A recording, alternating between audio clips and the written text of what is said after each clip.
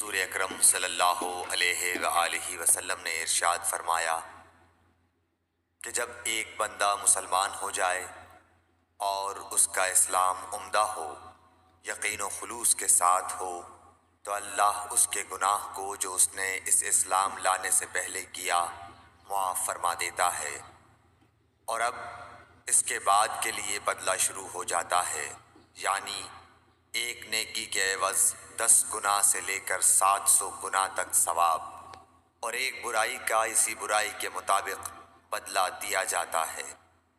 مگر یہ کہ اللہ تعالیٰ اس برائی سے بھی درگزر کرے اور اسے بھی معاف فرما دے، یہ بھی اس کے لیے آسان ہے۔ صحیح بخاری حدیث نمبر 41۔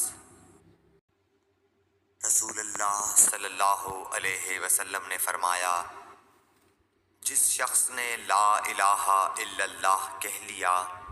اور اس کے دل میں جو برابر بھی ایمان ہے، تو وہ ایک نہ ایک دن دوزخ سے ضرور نکلے گا، اور دوزخ سے وہ شخص بھی ضرور نکلے گا جس نے کلمہ پڑھا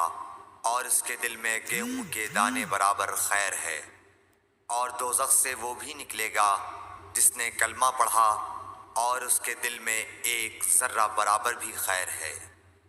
صحیح بخاری حدیث نمبر 44۔